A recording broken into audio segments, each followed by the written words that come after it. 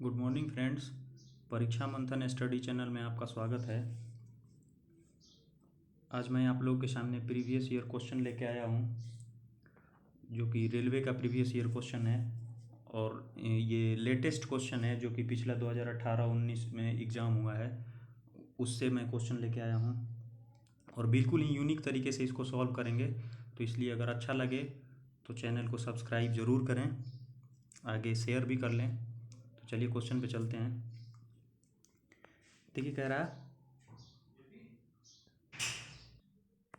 हाँ तो क्वेश्चन कह रहा मार्क को साढ़े चार घंटे में 220 किलोमीटर की यात्रा तय करनी थी।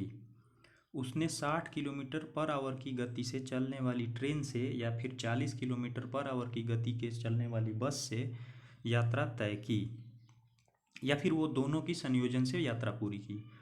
उसके द्वारा बस उसके उससे बस द्वारा कितने समय तक यात्रा की। अब यहाँ पे क्या करना है आपको कि ट्रेन से उसने 60 किलोमीटर पर आवर की गति से चलना है और बस से कितना 40 की गति से चलना है। तो आपको क्या करना है कि ये जो है, अगर आपको ओरली करना है तो किसी एक से ही चलाना है आपको। तो आपको क्या करना है कि मैं क्या कर रहा हूँ कि मैं ट्रेन से ही चला दे रहा, या फिर चलिए बस से चला रहा। तो बस से अगर 4.5 घंटे उसने बस से ही चला होता, यानी इस ट्रेन और बस को एक ही मान लो, स्पीड एक ही कर दो, तो 40 के स्पीड से 4.5 घंटे चलाने पर कितना दूरी तय कर लेगा। तो कितना दूरी तय कर लेगा, तो 160 और प्लस 20 180 किलोमीटर। ठीक है, 180 मैंने कैसे बोल दिया, 40 में 4 से मल्टीप्लाई करोगे 4 घंटे तो 160 किलोमीटर चलेगा और आधे घंटे और चलाना है तो 20 किलोमीटर और ऐड करना पड़ेगा, तो 180 किलोमीटर चल दिया। अब यहाँ पे उसको चलना कितना था 220 किलोमीटर, लेकिन उसने चला कितना 180 किलोमीटर। कितना कम चला, मतलब इसको रिलेटिव डिस्टेंस बोलते हैं। तो कितना कम चला, कितना कम चला 40 किलोमीटर कम चला। ठीक है, और 40 किलोमीटर उसने कम चला है। अब उसी में वो अपना स्पीड बढ़ा लेता, यानी बीच में कुछ दूर वो ट्रेन से चल लेता तो उसका समय पे पहुंच जाता। तो बीच में कुछ दूरी उसको ट्रेन से चला रहे हैं। ठीक है, तो अगर वो 40 के बजाय ट्रेन से चलता तो 60 पे चलता, यानी 20 स्पीड अपना बढ़ा लेता। तो 20 बढ़ा लिया इसने, 40 ज़्यादा उसको तय करना था और कितना ज़्यादा मैक्सिमम स्पीड कर सकता है 20।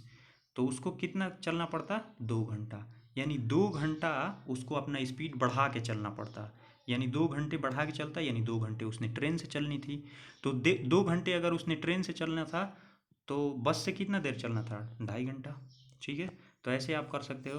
बाकी जो एक इक्वलाइज वाला मेथड बताया था नंबर लाइन पे, उससे भी आप कर सकते हो। अगर ऐसे आप ओरली नहीं कर सकते हो तो उससे कर सकते हो। एक बार मैं सॉल्व करके बता दे रहा, फिर जो है आप उससे भी कर सकते हो। चलिए, उससे आपको क्या करना है कि यहाँ पे आपको क्या करना है, ये नंबर लाइन ड्रॉ कर लिया मैंने और यहाँ पे 40 लिखना था और यहाँ पे 60 लिख दिया। चलो थोड़ा साफ साफ लिख देता। यहाँ पे मैंने लिख दिया 60 और यहाँ पे मैंने लिख दिया 40। अब इसका एवरेज कितना आ जाएगा, एवरेज कितना आ गया 220 में 4.5 से डिवाइड करना है तो 220/9/2, यानी 220 में 2 से मल्टीप्लाई हो जाएगा ऊपर, तो कितना बन जाएगा 440 और नीचे 9। एवरेज तो यही तो आएगा इसका, ये 4.5 में डिवाइड करेंगे 220 से। तो अब यहाँ पे क्या करेंगे कि ये थोड़ा अजीब लग रहा है ना कैलकुलेशन, तो अजीब लगने के लिए ये 9 को जैसे हम लोग रेशियो में काम करते हैं वैसे ही यहाँ पे कर देंगे। तो ये 9 से मल्टीप्लाई कर देंगे, यानी इसको बना सकते हैं हम लोग कितना 40 में 9 से मल्टीप्लाई कर देंगे, यानी 9 से 360/9 बना सकते हैं, 40 ही आ जाएगा ना। और यहाँ पे 9 से मल्टीप्लाई कर देंगे तो 540/9 60 आएगा, आ जाएगा। अब यहाँ पे देखिए ये 9 को कैंसिल कर सकते हैं यहाँ से। अब यहाँ पे देखिए गैप, देखिए यहाँ पे गैप बन रहा 80 का, यहाँ पे गैप बन रहा 100 का। इसका मतलब जो रेशियो बन रहा है ये 4 और ये 5, और इसको उल्टा करने के लिए बताया था। उल्टा करने के लिए क्यों बताया था ये भी मैं बता रहा। ठीक है, यानी उल्टा करने के लिए इसलिए मैं बता रहा था कि इधर बोला ये वाला जो ये 4 है वो यहाँ पे आ जाएगा क्वांटिटी में, और ये इसकी ये क्वांटिटी यहाँ 5 बन जाएगी। अब देखिए ये इसलिए बताया था, यहाँ कितना बन रहा था 40, सॉरी 60। तो 60 अगर ये 60 kg का इधर वेट है, वेट मान लो, क्योंकि ये एवरेज वेट का ऐसे बनाते हैं, इस पर स्पीड भी आप कंपेयर कर सकते हैं। तो 60, तो इधर कितना वेट बन गया, 240 बना ना, इधर 60 होता और 4 के क्वांटिटी में है तो 240, ठीक है।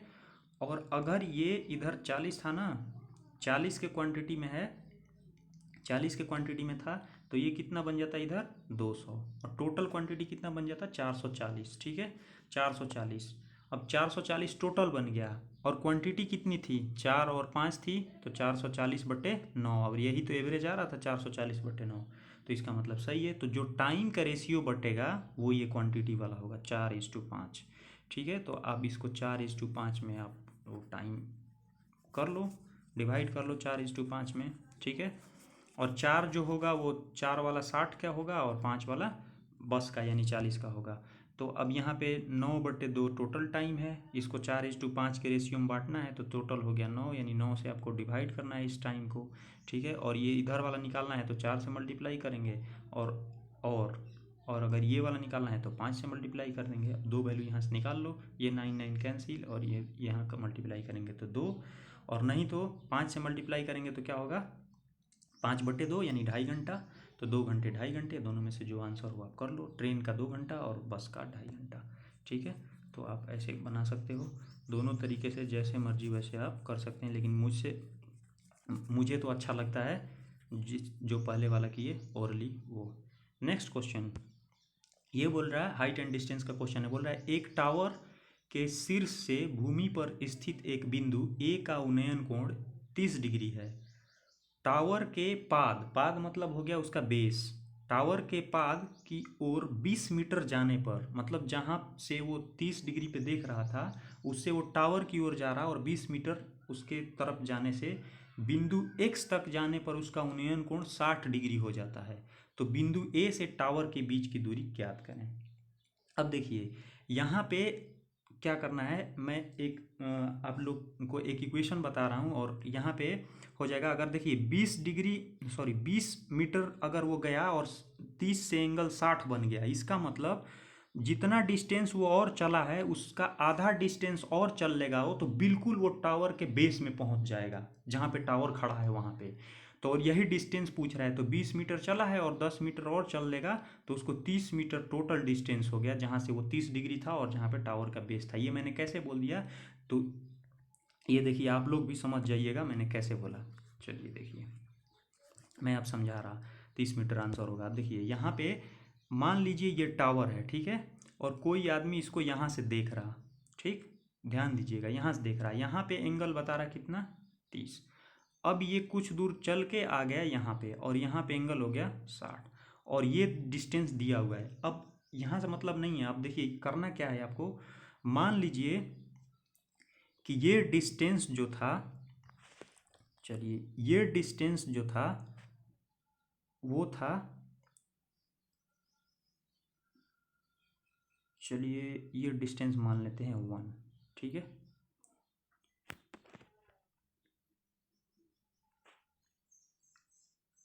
चलिए 1 मान लेते हैं, ठीक। और ये डिस्टेंस अगर 1 हो जाएगा तो ये डिस्टेंस कितना हो जाएगा, थोड़ा गलत मान लिया मैंने, इक्वेशन ऐसे गलत आएगा। चलिए यहाँ पे 1 मिनट, पेन गलत ले लिया। अब यहाँ पे ये 30 है, तो मैं क्या कर रहा कि यहाँ पे मैं कर रहा कि इसको मैं मान रहा 1, ठीक है, इतना दूर को। ये अगर 1 है तो ये कितना आएगा बताइए, √3 आएगा कि नहीं आएगा, बताइए आएगा, अगर ये 60 डिग्री का एंगल है तो, ठीक। अब ये एंगल कितना आ जाएगा बताइए, अब देखिए ये यहाँ पे 30 डिग्री का बन रहा होगा इस छोटे वाले ट्रायंगल में, तो ये 30 के सामने वाले का डबल हो जाएगा यहाँ पे, ठीक है।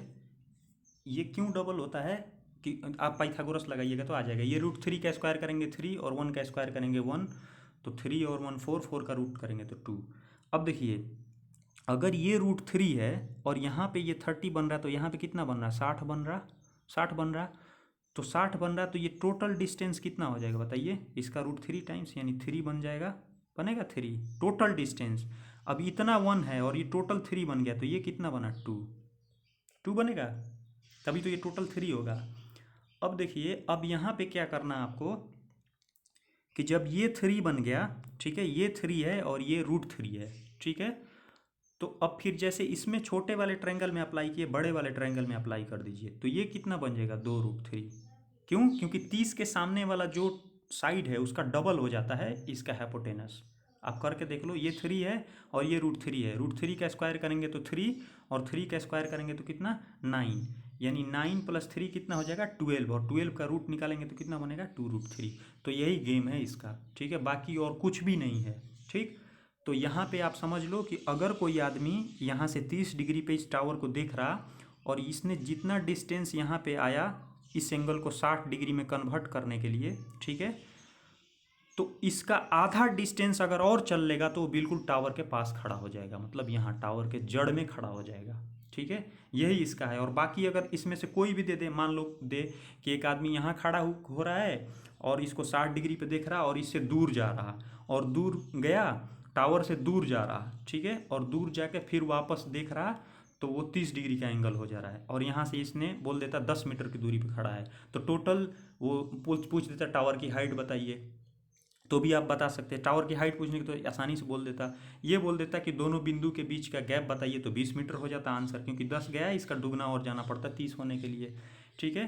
तो इसमें कुछ भी पूछ सकता है, ये भी पूछ सकता था कि इस जहाँ से ये 30 हो रहा है वहाँ का डिस्टेंस बताइए, तो वहाँ पे डिस्टेंस भी बता सकते थे कि ये टोटल हो गया 30, ठीक है, और 3 का वैल्यू 30, या फिर 1 का वैल्यू 10 दे रखा है, यहाँ का 2√3 होगा, तो ये इसमें मल्टीप्लाई कर दो तो 20√3 हो जाएगा, कुछ भी आप बता सकते हो यहाँ से।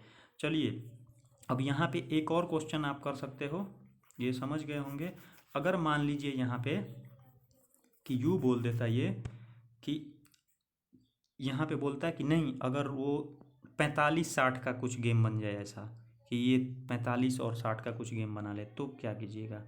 जैसे मान लीजिए बोल रहा है यहाँ पे कि कोई 30 डिग्री पे यहाँ से देख रहा और यहाँ से 20 मीटर की डिस्टेंस जाने पर ये एंगल 45 डिग्री में कन्वर्ट हो जा रहा, ठीक है, यहाँ पे ये 30 पे देख रहा, ठीक, और ये डिस्टेंस दे रखा 20, तो इसके लिए भी आप इक्वेशन बना लो, ठीक। तो अगर मान लीजिए ये 1 है तो ये 1 होना पड़ेगा इसको, क्योंकि 45 है, ठीक है, ये भी 45 हो जाएगा, तो दोनों इक्वल हो जाएगा। अब यहाँ पे क्या होना है इसको कि ये 60 है, ठीक है, ये 60 है, तो ये 60 है, तो टोटल डिस्टेंस ये कितना बन जाएगा बताइए, इसका √3 टाइम्स हो जाएगा, होगा ना, 1 का √3 टाइम्स, तभी तो इसमें √3 से डिवाइड करेंगे 30 डिग्री, तो ये 1 बनेगा, तो ये डिस्टेंस कितना बन जाएगा √3 - 1 बनेगा। अब √3 - 1 का वैल्यू दे रखा है 20, अब √3 - 1 का एक चीज़ और लिख सकते हैं, कुछ ऐसा क्वेश्चन में कभी कभी देता है कभी कभार, √3 - 1 का एक तो लिख सकते हैं 0.732, ठीक है, ये पॉइंट में वैल्यू लिख सकते हैं, ठीक है। अब और दूसरा चीज़ एक और लिख सकते हैं, इसका जो बोलते हैं कि इसको √3 + 1 से मल्टीप्लाई कर लेंगे तो कितना हो जाएगा, ऊपर बनेगा √3 + 1 नीचे बन जाएगा, और ऊपर कितना बन जाएगा 2 बन जाएगा, ठीक है, कुछ ऐसा बन जाएगा 2/√3 + 1, ठीक। तो अब इन दोनों में से कुछ भी बोल देता, तो अगर आप बोल देता कि ये डिस्टेंस 20 है तो पूछ देता टोटल डिस्टेंस बताओ, तो √3 - 1 का वैल्यू दे रहा है 20, ठीक है, तो ये क्या करते हैं आप, चलिए यहाँ से आप दूसरे पेज पे चलते हैं, यहाँ पे दे रखा था √3 - 1 का वैल्यू 20, तो क्या करते 20/√3 - 1, ठीक है, और यहाँ पे क्या करते 20 × √3 + 1/2, इसका हर का परिमेयकरण कर देते तो ये 2 बन जाता ना, √3 + 1 से दोनों तरफ मल्टीप्लाई कर देते, ये 10, यानी 10 √3 + 1। अगर टोटल एक्चुअल वैल्यू की बात की जाए तो ये कितना हो जाता है, √3 + 1 का वैल्यू कितना हो जाता है 2.732, 1.732 + 1, इसमें 10 से मल्टीप्लाई करना पड़ता तो 27.32 मीटर, ठीक है, ये आ जाता डिस्टेंस। तो ऐसे आपको ये इक्वेशन जो है ये आपको देख लेनी है, और ये जैसे आप जितना ज़्यादा क्वेश्चन सॉल्व करोगे तो ये आपके माइंड में बैठ जाएगा, ठीक है। चलते हैं नेक्स्ट क्वेश्चन पे, ठीक है, ये रहा नेक्स्ट क्वेश्चन। अब बोल रहा है पाइप ए एक खाली टंकी को 5 घंटे में भर सकता है और पाइप बी इसे 6.5 घंटे में भर सकता है। जब टंकी खाली थी तो दोनों पाइपों को एक साथ खोल दिया गया, लेकिन कुछ समय बाद बी को बंद कर दिया गया, जिससे टंकी को भरने में 3.4 घंटे का समय ज़्यादा लग गया। तो पाइप बी को कितने घंटों के लिए खोला गया था? ठीक है, अब देखिए यहाँ पे ये 5 घंटे में भर रहा है और बी कितने देर में भर रहा, इतना। ठीक है, ये ए है, ये इधर बी है। ठीक, अब यहाँ पे क्या करना है आपको कि मान लीजिए इसकी इफिशियंसी 5 है, तो इसकी इफिशियंसी कितनी होनी चाहिए? तो ये टाइम कितना बढ़ रहा है, यहाँ पे भी होल वैल्यू का कंसेप्ट हम लगा रहे हैं, क्योंकि एलसीएम कौन निकालेगा अगर, तो यहाँ पे अगर इफिशियंसी 5 है तो ये इसका टाइम 1/4 बढ़ रहा। देखिए 1.25 बढ़ रहा और 1.25 इसका फोर्थ पार्ट है, तो इसका मतलब 1/4 टाइम बढ़ रहा, तो इसकी इफिशियंसी 1/5 यानी 1/5 कम हो जाएगी, यानी 4 हो जाएगी इसकी इफिशियंसी। तो इसका मतलब इसका एलसीएम 25 था, तभी तो ये 25 में 5 से डिवाइड करेंगे तो इसका 5 और ये इसका यहाँ पे 4 आ जाएगा, तो ये एलसीएम निकालना नहीं पड़ा, ये फ़ायदा था। अब देखिए ये इफिशियंसी टोटल हो गई 9 और इसको चलाना कितने देर था, 3.4 घंटे। मल्टीप्लाई करेंगे 3.4 में 9 से, तो मल्टीप्लाई करेंगे तो कितना आ जाएगा, तो 9 में 3 से मल्टीप्लाई करेंगे 27.4 में करेंगे तो 3.6 और 27 3.6 कितना हो जाएगा 30.6, यानी इसको 25 लीटर भरना था, ये तो 30.6 लीटर भर दिया 3.4 घंटे में। तो इसका मतलब बी को बंद करना था, बीच में हम लोगों ने चला दिया। ठीक है, तो कितना ज़्यादा बी ने पानी निकाल दिया, तो पानी इसने निकाला है 5.6 लीटर पानी ज़्यादा निकल गया। 125 लीटर, ये दोनों का डिफरेंस कितना आ जाएगा 5.6। अब 5.6 निकाल दिया, ये तो 4 लीटर पर आवर के हिसाब से पानी निकलता है, तो ये कितना देर ज़्यादा चल गया, तो इसको 1.4 आवर ज़्यादा चल गया ये। ठीक है, तो इसका मतलब 2 घंटे ही साथ चलना था, 3.4 घंटे टोटल चलना था, ये 1.4 घंटे ज़्यादा चल गया, तो 2 घंटे दोनों ने मिलकर साथ काम किया।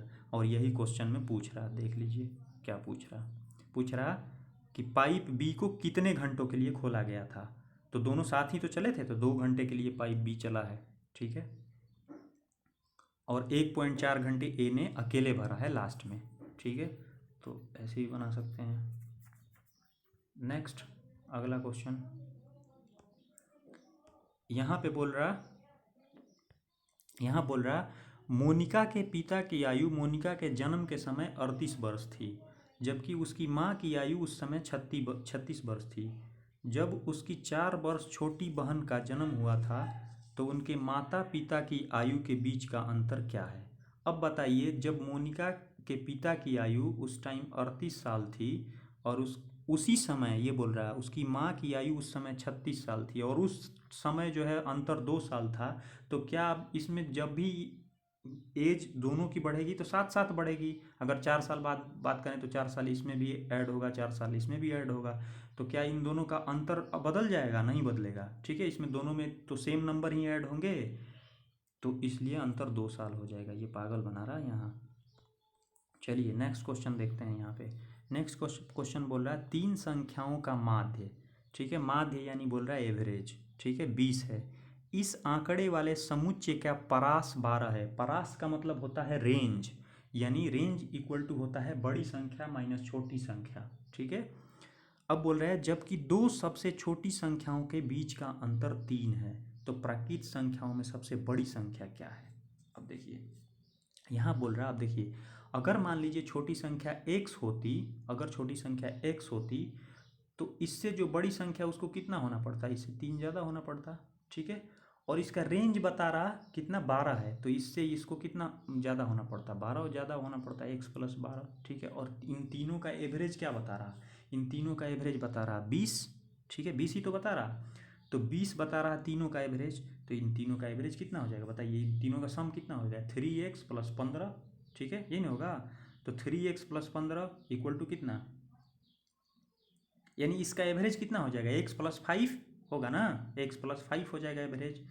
अगर आप एवरेज से बनाना चाहें तो ये 3x + 15 और 3 संख्या हैं, तो ये x + 5 बन जाएगा एवरेज, और x + 5 का वैल्यू 20 दे रखा है, तो x का वैल्यू क्या बन जाएगा, x का वैल्यू 15, तो ये 15 हो जाएगा, ये 18 हो जाएगा, और ये 27 हो जाएगा।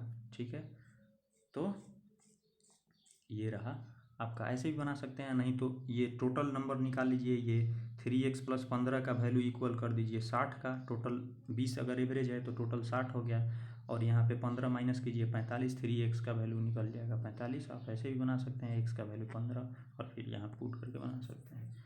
ठीक, तो ये निकल गया। अब इसका बड़ी संख्या का वैल्यू कितना आ गया, 27। ठीक, नेक्स्ट क्वेश्चन। अगला क्वेश्चन बोल रहा कि अच्छा ये तो सिंप्लीफाई करना है इसको। तो यहाँ पे देखिए, पहले ये स्मॉल जो है ब्रैकेट इसको करेंगे तो ये कितना हो जाएगा 13, 4 और 9 13। यहाँ पे फिर डिवाइड करना है तो यहाँ पे बन जाएगा 4, 4 बन जाएगा, और फिर यहाँ पे डिवाइड करना है तो ये बन जाएगा 4, और 4 × 4 16 और 3 19 बन जाएगा। ठीक है, कैसे किया एक बार देख लीजिए। यहाँ पे बन गया 13 ब्रैकेट वाला, और यहाँ पे पहले डिवाइड था तो ये 52 को डिवाइड करना था 13 से, तो यहाँ पे 4 बन गया। अब यहाँ पे मल्टीप्लाई 8 से इसलिए नहीं किया क्योंकि सबसे पहले यहाँ डिवाइड करना है। तो यहाँ पे क्या करना है, डिवाइड करेंगे तो कितना बन जाएगा, 8 में 4 से डिवाइड करेंगे तो यहाँ पे 4 बन जाएगा। ठीक है, तो ये बन जाएगा 16 ब्रैकेट वाला, जो ये बिग ब्रैकेट है इसका बन जाएगा वैल्यू 16, और प्लस बाहर में है 3, तो 16 3 19। ठीक, नेक्स्ट क्वेश्चन। नेक्स्ट क्वेश्चन कह रहा कि एक मिश्र धातु में जर्मन और एक मिश्र धातु जर्मन सिल्वर में तांबे और जस्ते का अनुपात 21:16 था, जबकि निकील और जस्ते का अनुपात 7:24 था। तो मिश्र धातु में तांबा जस्ता निकेल का अनुपात क्या होगा। अब देखिए यहाँ पे ध्यान दीजिएगा, यहाँ बोल रहा तांबे और जस्ते का अनुपात कितना था, 21 और 16 था। अब एक बढ़ गया इधर क्या, निकेल। ठीक है, और दूसरा में बोल रहा है क्या कि निकेल और जस्ते का, यहाँ पे उल्टा बोल दिया, ध्यान दीजिएगा। निकेल और जस्ते का अनुपात कितना था, 7:24। अब यहाँ पे ध्यान दीजिएगा, इसको 48 बना सकते हैं, इसको भी 48 बना सकते हैं। तो यहाँ पे कितना बन गया, तांबे 63, और ये जस्ता बन गया 48, और यहाँ पे कितना, ये बन जाएगा कितना, 14। 2 से मल्टीप्लाई करेंगे तो। ठीक, दोनों को इक्वलाइज कर दीजिए तो ये आंसर दिख रहा है आपको। ठीक, बाकी कोई इसमें नहीं मिल रहा। नेक्स्ट क्वेश्चन बोल रहा, अगला क्वेश्चन बोल रहा है एक समूह में 8 सबसे छोटी संख्याओं का माध्य 17 है, जबकि एक साथ लेने पर समूह का सभी संख्याओं का माध्य 20 बन जाता है। यदि सबसे छोटी 8 संख्याओं को छोड़ने पर बाद बची संख्याओं का माध्य 22 है तो समूह की कुल कितनी संख्याएं हैं समूह में।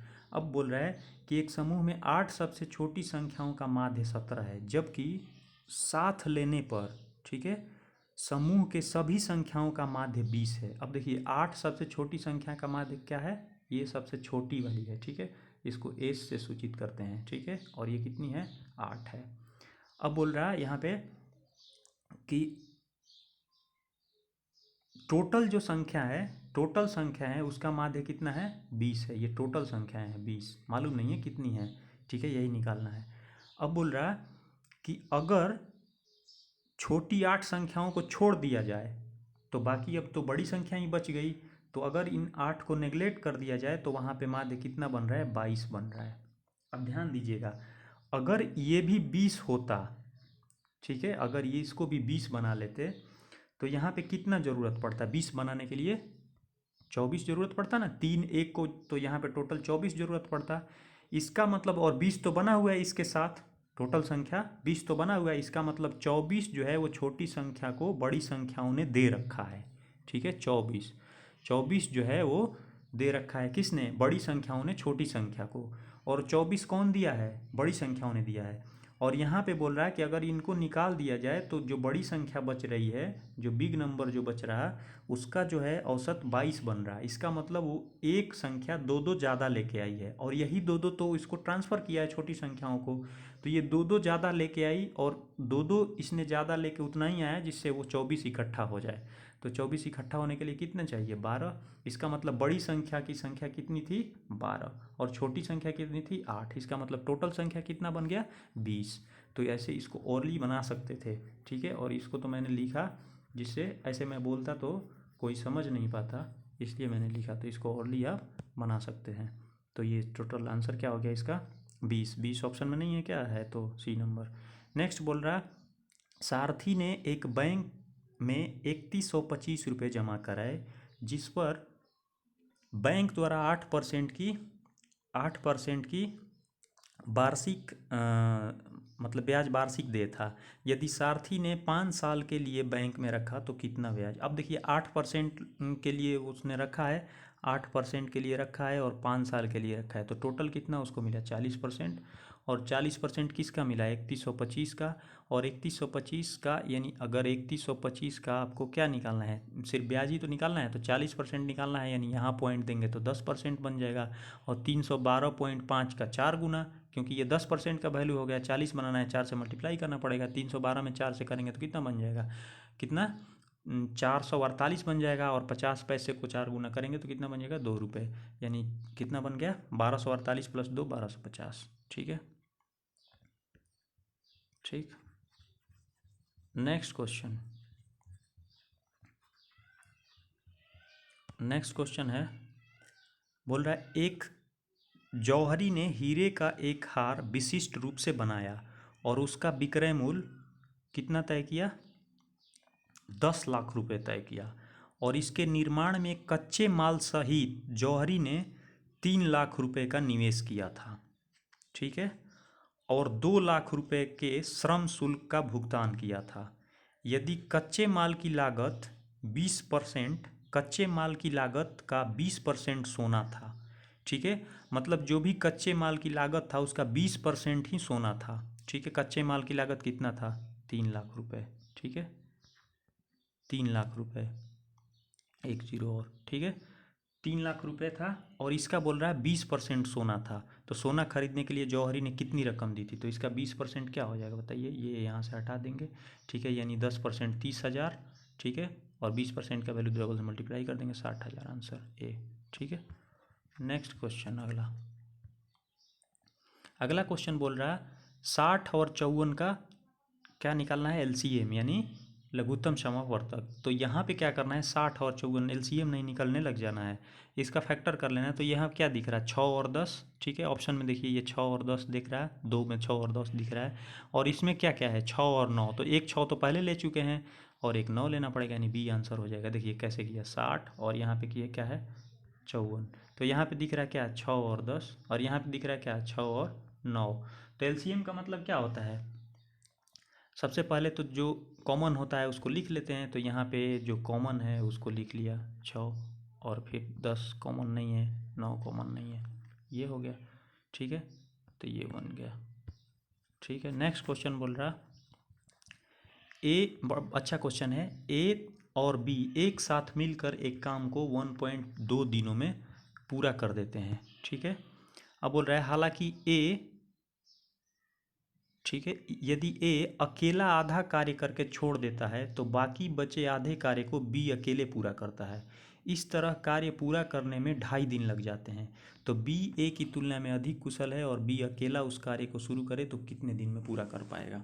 अब देखिएगा ध्यान से, ये ए बी जब दोनों मिलकर कर रहा है तो कितना दिन में कर रहा है 1.2 दिन में, ठीक है। अब बोल रहा है कि आधा कार्य को ए कर रहा और आधा कार्य को बी कर रहा, तो 2.5 दिन लग जा रहे हैं। तो मान लीजिए कि ए ने आधा कार्य को x दिन में ख़त्म कर दिया, ठीक है, आधा कार्य को ए ने x दिन में ख़त्म कर दिया, तो ए उस पूरा कार्य को कितना दिन में करेगा बताइए, 2x दिन में करेगा कि नहीं करेगा। अगर उसने आधा कार्य x दिन में भाई ख़त्म करा तो वो पूरा काम को 2x दिन में ख़त्म करेगा, ठीक है। अब बी की बात करते हैं, और टोटल 2.5 दिन ही लगे हैं, ठीक है। तो अगर इसने यहाँ पे देखिएगा, इसने x दिन काम किया है तो b कितना करेगा 2.5 माइनस x करेगा ना, इतना ही दिन इसको बचा आधा काम करने के लिए। तो ये पूरा काम करने के लिए क्या करेगा, इसमें 2 से मल्टीप्लाई करना पड़ेगा, क्योंकि ये तो आधा काम है। तो 2 से मल्टीप्लाई करेंगे तो क्या हो जाएगा बताइए, ये 5 माइनस 2x, ठीक है, टोटल अगर आधा काम ये अलग अलग कर रहा है तो 2.5 दिन में कर रहा है, अगर पूरा पूरा काम करता है ये अकेले अकेले तो 5 दिन लग जाते हैं ना। तो ये ठीक है। अब देखिए, अब यहाँ से ये निकल गया। अब यहाँ पे आपको क्या करना है, अब यहाँ पे आपको एक इक्वेशन बनानी है, ठीक है। और इक्वेशन कैसे बनेगा, तो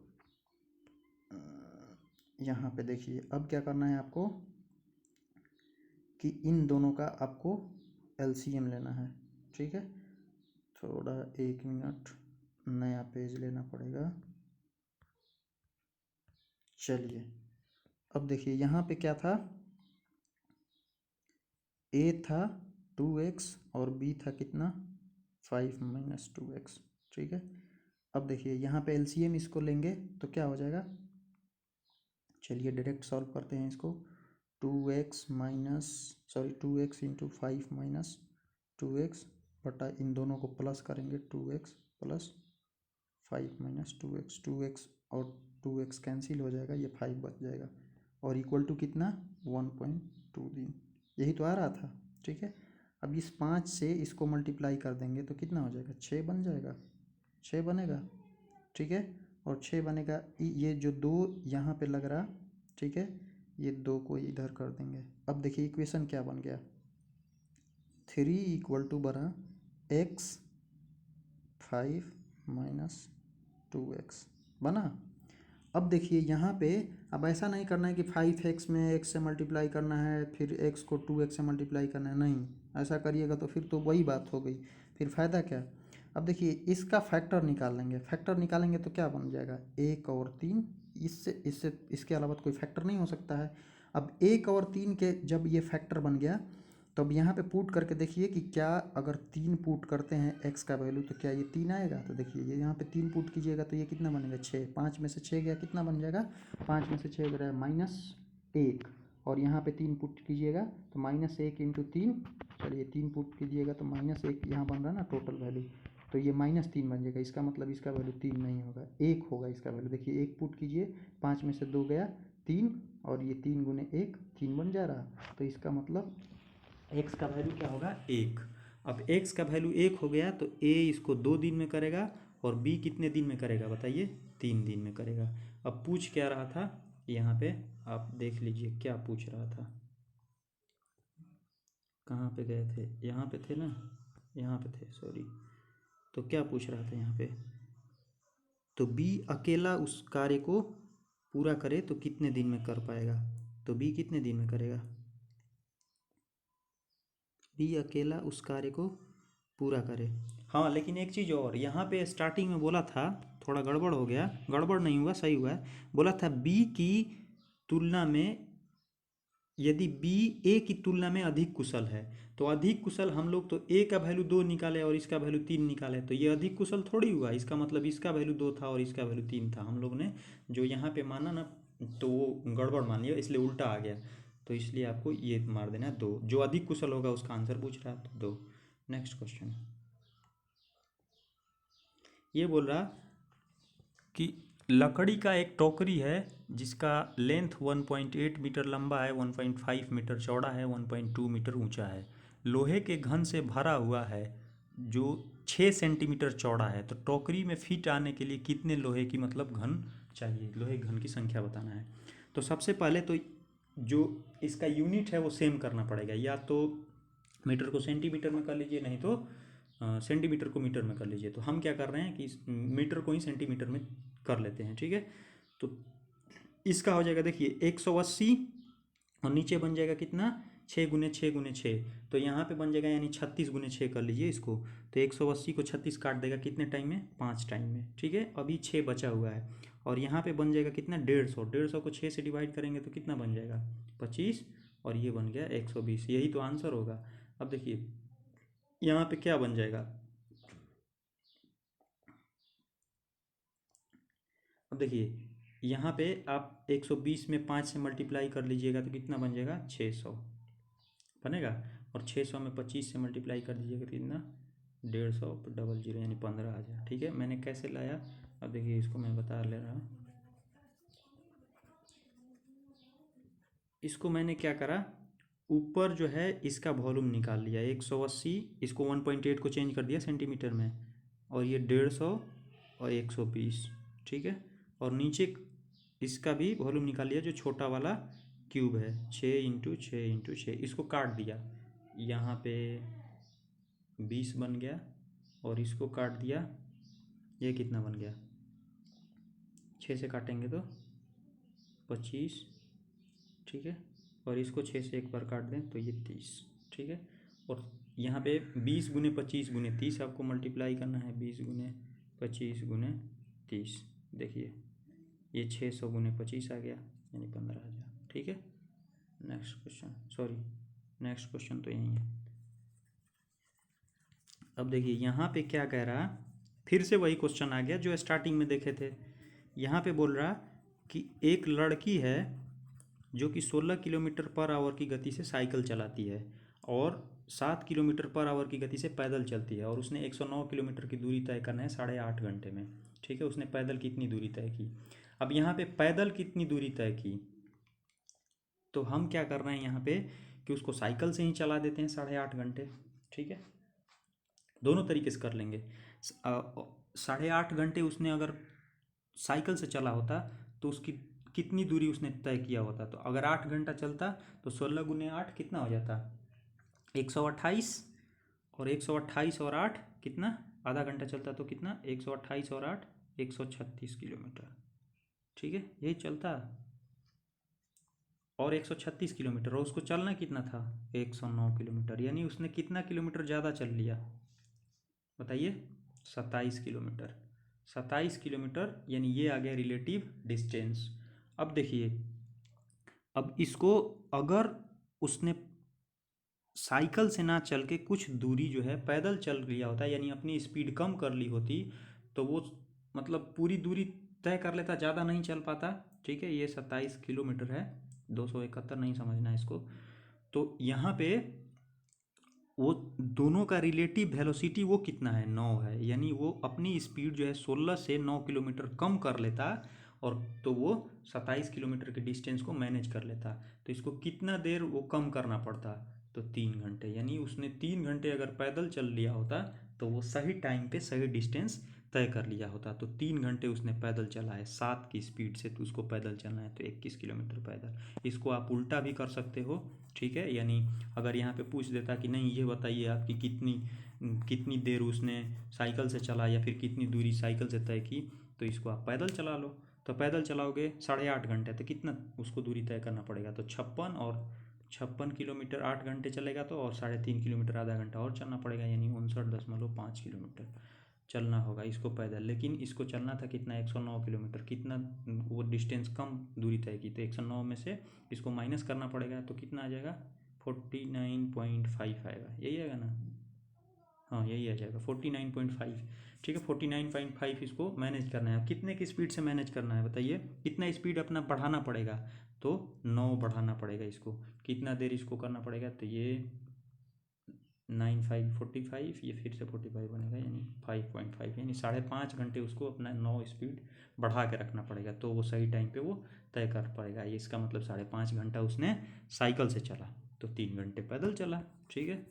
दोनों तरीके से, और जो एक नंबर लाइन पे वैसे भी बना सकते हैं इसको, जैसे कि पहले वाले क्वेश्चन में मैंने बता रखा था, तो इसको आप लोग ट्राई कीजिएगा। नेक्स्ट बोल रहा है, सनी और पाउला मिलकर किसी काम को 12 घंटे में पूरा कर सकते हैं, जबकि पाउला उसी काम को 18 घंटे में पूरा कर सकती है, ठीक है। एक अन्य व्यक्ति जेन है जो कि अकेले उस काम को 45 घंटे में पूरा कर देता है, तो उस काम को सनी और जेन कितने देर में कर पाएंगे। अब देखिए यहाँ पे बोल रहा, यहाँ पे आप देखना कि यहाँ बोल रहा सनी और पाउला, ठीक है, ये कितने देर में कर रहे हैं, 12 घंटे में, ठीक है। अब बोल रहा जबकि पाउला ये 18 घंटे में। अब यहाँ पे देखिए जो इफिशियंसी का रोल ऐसा नहीं है कि कुछ भी दिया हो आप निकालने लग जाओ एलसीएम, नहीं। हम कह रहे हैं कि इसका आप टाइम का रेशियो निकाल लो। टाइम का रेशियो कितना बन रहा है, 2:3, इसका मतलब इसकी इफिशियंसी उल्टा कर दो टाइम का, तो ये इफिशियंसी निकल गई, 3:2 निकल गई इफिशियंसी, तो इसका मतलब इसका एलसीएम 36 बन रहा है, ठीक है। अब देखिए इस सनी और पाउला का इफिशियंसी 3 बन रहा, ठीक है, सनी और पाउला का एफिशिएंसी 3 और पाउला का अकेले का एफिशिएंसी 2 बन रहा है। इसका मतलब जो सनी का एफिशिएंसी है वो 1 बनेगा। ठीक है, अब यहाँ से आप एलसीएम निकाल लो। तो एलसीएम कैसे बनेगा बताइए, ये दोनों को देखिए मल्टीप्लाई करेंगे 36 बन जाएगा, 36 ही बनेगा ना, 18 दूना 36, 12 तियाँ 36, तो इसका मतलब यहाँ भी 36 होना चाहिए। तो इसका मतलब ये एक एफिशिएंसी तो 36 घंटे में काम करेगा। अब देखिए ये यही आएगा। तो वैसे आपको सोचना है। ठीक, अब बच गया एक जेन। ठीक है, अब बच गया जेन, ये बोल रहा है कि ये तो 45 घंटे में काम कर रहा है। ठीक है, अब इस इफिशियंसी को गोली मार दो। ठीक है, इसको ज़्यादा मत लेके चलो। अब यहाँ पे फिर से देखो, ये 4:5 का रेशियो बन रहा है। यहाँ पे लिख लेते हैं सनी और जेन, ये 36 में कर रहा है, ये 45 में कर रहा है। यही तो पूछ रहा है दोनों मिलके कितने देर में करेंगे। यहाँ पे 4:5 का रेशियो बन रहा है, इसका मतलब इसका इफिशियंसी 5 और इसका 4। ठीक है, अब देखो यहाँ पे कितना बन रहा, ध्यान देना कितना बन रहा है इसका एलसीएम यानी टोटल वर्क। एलसीएम यानी टोटल वर्क, तो यहाँ पे ये 4 के स्पीड से कर रहा है और इसको कितना 45 घंटा करना है, यानी 180 काम। ये 5 के स्पीड से 36 घंटा यानी 180, तो यानी 180 बन रहा है टोटल काम। ठीक, यहाँ पे दोनों को मिला के तो एक यहाँ पे 36 बन रहा था, तो 180 और ये दोनों का इफिशियंसी कितना हो गया, 5 इसका और 4 इसका, 180/9 यानी 20। ठीक है, तो ऐसे आप सोच के बना सकते हो। ठीक है, बाकी कैलकुलेशन आपका ऐसे जो है, आपकी एक्यूरेसी भी बढ़ जाएगी, गलती होने की संभावना भी कम रहेगी ऐसे बनाओगे क्वेश्चन तो। ठीक है, नेक्स्ट क्वेश्चन, अगला क्वेश्चन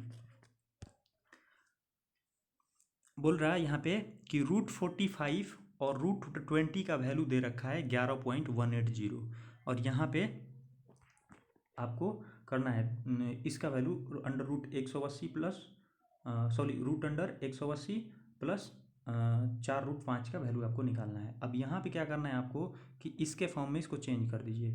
तो यहाँ पे 180 और अंदर 45 रखने के लिए क्या करना पड़ेगा, 4 × 45 यानी 2√45 बन जाएगा यहाँ पे। अरे 180 को आप ऐसा नहीं लिख सकते हैं, 45 × 4 लिख सकते हो, तो ये 4 का बदले 2 बाहर आ गया। ठीक है, और यहाँ पे 4√5 को इसको 20 बनाने के लिए 1 2 को अंदर ले लो, तो ये बन जाएगा कितना 2√5 सॉरी 2√20। ओहो सॉरी शेष, माफ़ी चाहता हूँ, कुछ टेक्निकल इशू हो गया था इसके चलते। अब हाँ, तो क्या कह रहे थे, यहाँ पे 180 को इस फॉर्म में लिख सकते हैं और ये 2√20 को सॉरी कितना था अंडर रूट सॉरी 4√5 को इस फॉर्म में लिख सकते हैं। फिर से कर देते हैं,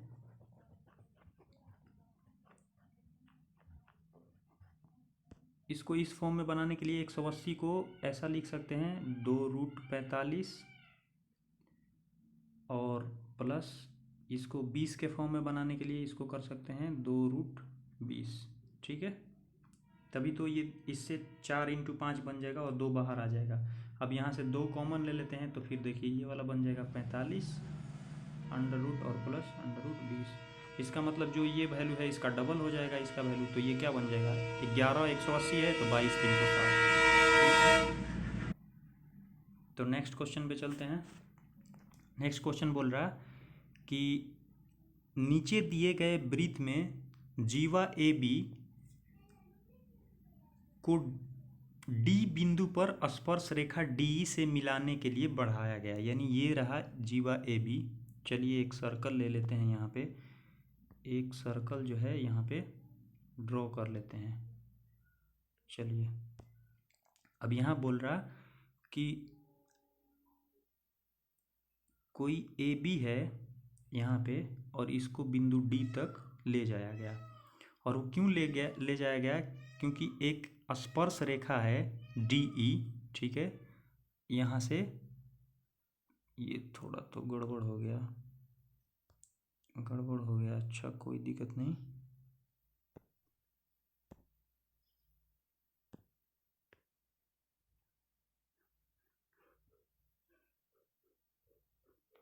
चलिए हमने इसको यहाँ तक कर लिया। ठीक, ये बन गई स्पर्श रेखा, और इसको थोड़ा आगे ये कर लेते हैं, यहाँ डी बन रहा है। ठीक है, करेक्ट। तो यहाँ पे अब क्या करना है आपको कि यहाँ पे वैल्यू दे रखा है ए बी का वैल्यू, ये ए रहा, ये ए बी का वैल्यू 24। ठीक है, और बाकी क्या दे रखा है डी का वैल्यू 9, यानी यहाँ पे ये ई है और ये टोटल का वैल्यू 9 दे रखा है। ठीक है, तो इसका एक फॉर्मूला होता है कि ये स्पर्श रेखा का स्क्वायर यानी ये डी स्क्वायर, ठीक है, इक्वल टू ये ए डी, ठीक है, A D into B D. ठीक है, तो इसका मतलब हो गया कि 24 में क्या प्लस करके जोड़ दें तभी तो ये ए डी बनेगा। ठीक है, मान लीजिए ये एक्स हो गया, तो 24 में क्या प्लस करके जोड़ दें कि डी का स्क्वायर बन जाए, यानी 81 बन जाए। ठीक है, तो कितना बन जाएगा, तो अगर 24 में हम लोग कितना, चलिए मैं करके करके बता दे रहा, नहीं तो सोचिए क्या झोल मोल कर रहा।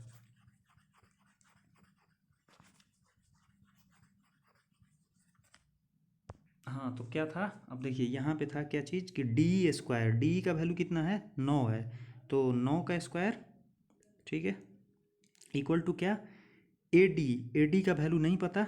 ठीक है, तो ए डी का वैल्यू मान लेते हैं, बी डी का वैल्यू एक्स है, तो ये एक्स है, बी डी का value A D into B D करना था, और ए डी का वैल्यू कितना, ये एक्स हो गया, बी डी का वैल्यू और ए डी का वैल्यू क्या बन जाएगा, ए बी का वैल्यू 24 है, तो और बी डी का वैल्यू एक्स हो गया, तो 24 प्लस एक्स। ठीक है, ये अब इसका वैल्यू आपको निकालना है, तो इधर बन गया 81, और जो वैल्यू यहाँ आप पुट कीजिएगा वही वैल्यू। तो देखिए बाई ऑप्शन भी आप पुट कर सकते हैं, नहीं तो ऐसे भी आप, अब देखिए यहाँ पे अगर 4 पुट कर देते हैं तो ये कितना बन जाएगा 28, 28 में 4 से 81 से बहुत ज़्यादा हो जाएगा, मल्टीप्लाई कीजिएगा 4 से कम ही होगा वैल्यू, 4 से एक ही कम वैल्यू है, यानी 24 3 27, 27 में 3 से मल्टीप्लाई कीजिएगा 81, यानी वैल्यू 3 है। ठीक है, तो ऐसे आप कर सकते हैं। नेक्स्ट क्वेश्चन, ये तो किया हुआ है, ये बोल रहा है एक समवृत्तीय शंकु जिसके आधार की त्रिज्या उसके शीर्ष की ऊंचाई की 1/3 है। ठीक है, 1/3 है। अब नेक्स्ट बोल रहा,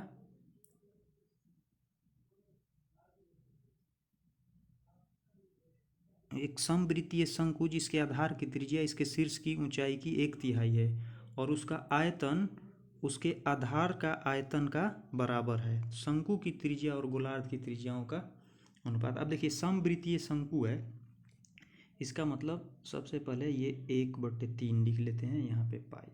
ठीक है, ध्यान दीजिएगा। अब यहाँ बोल रहा है उसकी आधार की त्रिज्या उसके शीर्ष की ऊंचाई का 1/3 है, यानी अगर ऊंचाई h है तो उसकी त्रिज्या क्या है, h/3 है। तो चलिए हमने इसको मान लिया कि इसका त्रिज्या r है, तो उसका ऊंचाई क्या हो जाएगा 3r हो जाएगा, तभी तो 1/3 r बनेगा। ठीक है, तो ये r² बन गया और यहाँ पे क्या बन जाएगा 3r बन जाएगा ऊंचाई। ठीक है, बना। अब यहाँ पे देखिए, अब इसके जो है दोनों का एक गोलार्ध है उसका आयतन, तो गोला का यानी गोलार्ध का मतलब सेमी स्फेयर, तो सेमी स्फेयर का वॉल्यूम क्या हो जाएगा 2/3 पाई, ठीक है, r² h। अब यहाँ पे देखिए शंकु की त्रिज्या गोलार्ध की त्रिज्या से,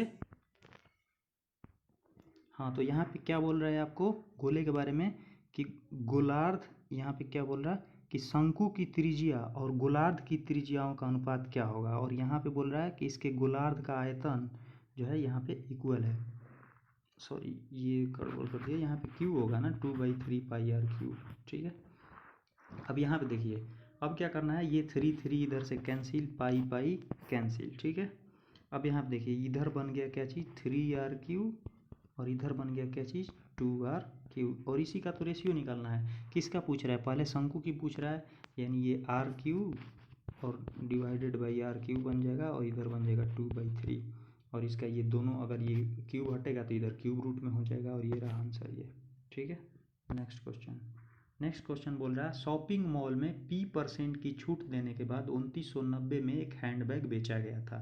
यदि हैंडबैग की चिन्हित कीमत 4600, चिन्हित कीमत का मतलब हो गया वो MRP, यानी जो अंकित मूल्य हो गया। ठीक है, तो p का मूल्य ज्ञात करें, ये 4600 रुपया दे रखा। ठीक है, अब देखिए 2990 रुपया में बेचा गया, 4600 रुपया उसका जो प्रिंट रेट था, यानी उस पर प्रिंटेड था, तो इस कितना कम किया गया बताइए, इसमें 1610 रुपया कम हुआ। ठीक है, और 1610 रुपया कम हुआ, और 1610 रुपया कितने परसेंट के इक्वल है, देखिए ये 10% कितना बन जाएगा, 460, इसका 10% बन जाएगा। और 460 का क्या ये 40% है, 460 में 4 से गुना करेंगे तो 1600 तो यही बन जाएगा, और 60 का और 4 गुना तो ये ज़्यादा बन गया, 40% से कम होगा वैल्यू, तो एक ही आंसर है 35%। ठीक है, चलिए, थैंक यू। वीडियो अच्छा लगा हो तो कृपया करके शेयर करें।